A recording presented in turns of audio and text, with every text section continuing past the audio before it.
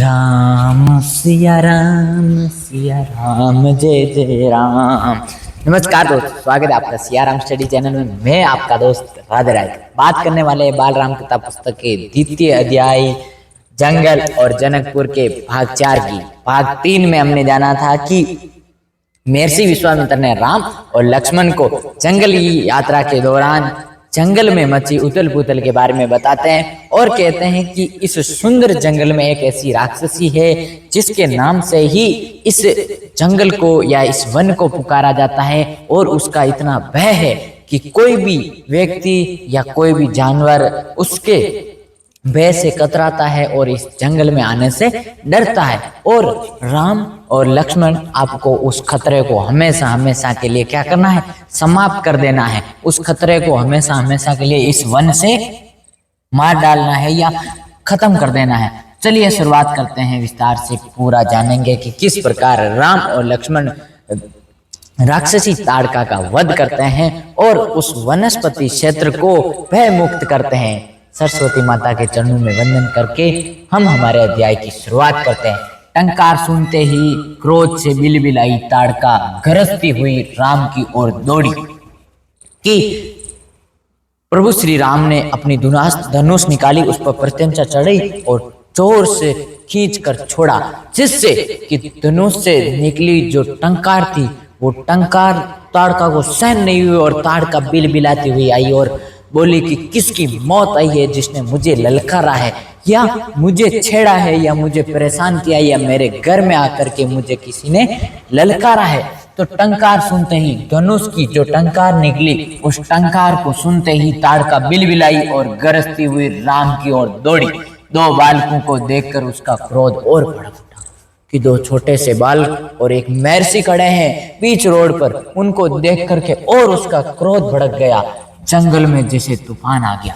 जंगल में चारों तरफ हवाएं चलने लगी, पेड़ इधर उधर पत्ते उड़ने लगे और माहौल एकदम पूरा का पूरा विशालकाय माहौल हो गया। विशालकाय पेड़ कांप उठे, पत्ते टूटकर इधर उधर उड़ने लगे।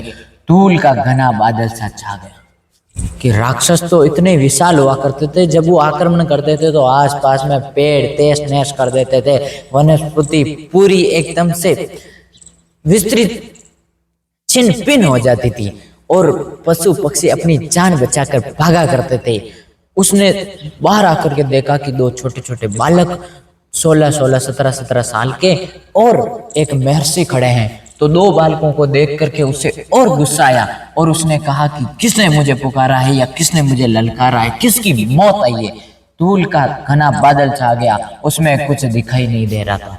चारों तरफ धूल उड़ने लगी। ताड़का जैसे ही आई गुर्राती हुई कि किसकी मौत आई है जिसने मुझे छेड़ा है। ऐसा माहौल हो गया कि चारों तरफ वनस्पति पेड़ पत्ते उड़ रहे थे और जानवर इधर उधर भाग रहे थे, क्योंकि राक्षसी जब बाहर निकलती थी अपने शिकार के लिए तो सब अपनी जान बचा करके इधर उधर भागा करते थे। इसी बीच उसने बाहर आकर के देखा कि दो छोटे छोटे बालक खड़े हैं तो और बिलबिलाई और भड़क उठी। फिर ताड़का ने पत्थर बरसाने शुरू कर दिए। ये श्रीमान ने थे यहाँ गलत लिख दिया है तो कोई बात नहीं, अपन कर देते।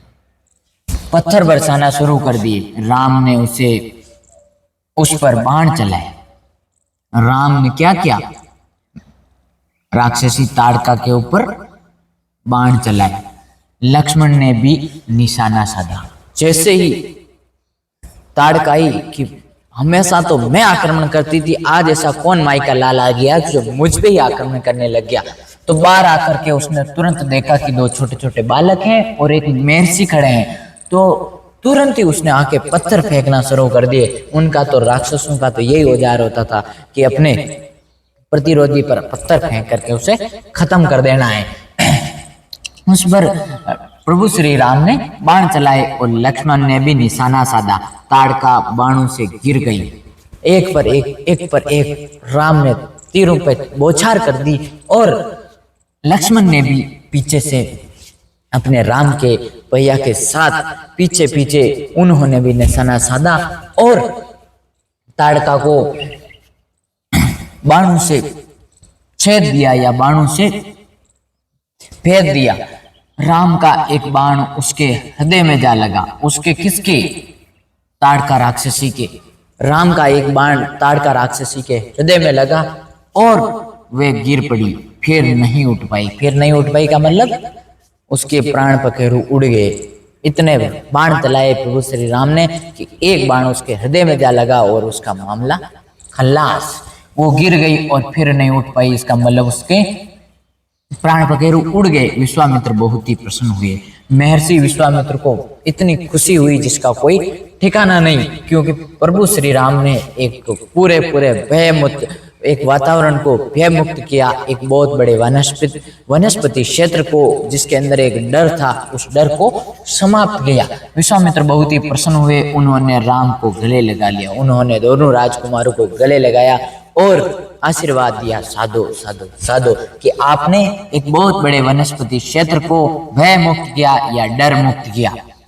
उन्होंने दोनों राजकुमारों को 100 तरह की अस्त्र शस्त्र विद्याएं, दोनों राजकुमारों को, राम और लक्ष्मण को, दोनों को महर्षि विश्वामित्र ने 100 तरह की अस्त्र शस्त्र विद्याएं सिखाई और उनका प्रयोग करने की विधि बताई।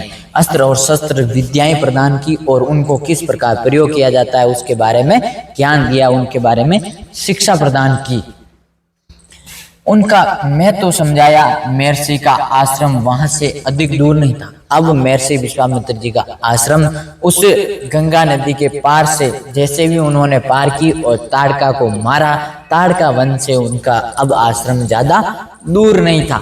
लेकिन तब तक रात हो चली थी। अब समय रात का आ गया था। तब तक क्या हो गई थी? रात हो चली थी। विश्वामित्र ने वही दूरी अगले दिन तय करने की। अब उस ताड़का वन से महर्षि विश्वामित्र ने अपने सिद्धा आश्रम की दूरी तय करने का निर्णय अगले दिन लिया था कि आज रात हम यहीं रुकेंगे और फिर पुनः प्रभात वेला में अपने सिद्धा आश्रम की ओर प्रस्थान करेंगे। वे दूरी अगले दिन तय करने की निर्णय लिया। ताड़का मर चुकी थी। अब उसका भय मिट चुका था कि जो ताड़का वन में जो भय था, जो सुंदर वन में जो ताड़का नाम की राक्षसी का भय था, वो उसके मरने पर मिट चुका था। या सारे वनस्पति में एकदम से अच्छा सा वातावरण हो गया था, अच्छा सा मनोभाव फैल गया था, भय मिट चुका था। तीनों ने रात वहीं बिताई। राम और लक्ष्मण, महर्षि विश्वामित्र ने तीनों ने पूरी रात वहीं उसी वन में बिताई और ताड़का के मरने से पूरा का पूरा वातावरण शुद्ध हो गया था। ताड़का वन में जो अब पूरी तरह भय मुक्त था, सुबह जंगल बदला बदला सा लग रहा था, या पूरा का पूरा वातावरण था वो बदला हुआ सा था, क्योंकि उसमें ताड़का मर चुकी थी।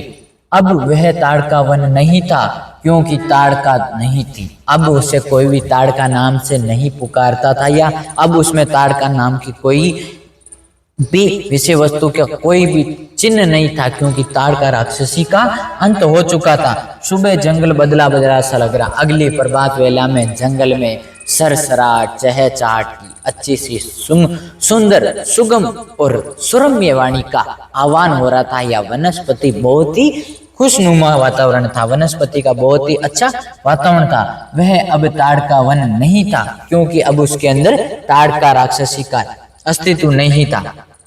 भयानक आवाजें गायब हो चुकी थी। जो परेशानी भरी, जो कर्कश दुनिया थी, वो सारी दुनिया अब समाप्त हो चुकी थी, क्योंकि उसमें जो भय था राक्षसी ताड़का का, वो भय समाप्त हो चुका था और अब वातावरण बहुत ही शांत था। पत्तों से गुजरती हवा थी, उसकी सरसराहट की संगीत, पत्तों से जो हवा निकल रही थी उसका जो मधुरमय संगीत था, सरसराहट, वो कानों को बहुत ही शांति प्रदान करने वाला था। पत्तों से गुजरती हवा थी जिसकी जो सरसराहट का एहसास या संगीत था, चिड़ियों की चहचहाट थी, शांति थी, और पूरे के पूरे जंगल की क्या थी, एकदम से तस्वीर बदल गई थी। पूरा का पूरा जंगल एकदम सुरम्य और सुगम वातावरण वाला हो गया था। चारों तरफ शांति थी। आज के अपने अध्याय में अपने जाना कि किस प्रकार राम और लक्ष्मण ने महर्षि विश्वामित्र के आशीर्वाद से ताड़का का वध किया और किस प्रकार 100 तरह की अस्त्र शस्त्र विद्याएं प्राप्त की और उनको चलाने का जो प्रयोग या विधि सीखी। बात करेंगे बहुत ही जल्द नेक्स्ट वीडियो में कि प्रभु श्री राम महर्षि विश्वामित्र के साथ अपने आश्रम जाते हैं और किस प्रकार उनके आगे की यात्रा होती है। इसके लिए देखना होगा आपको अगला वीडियो। तब तक के लिए आपको जय सिया राम, राधे राधे, नमस्कार।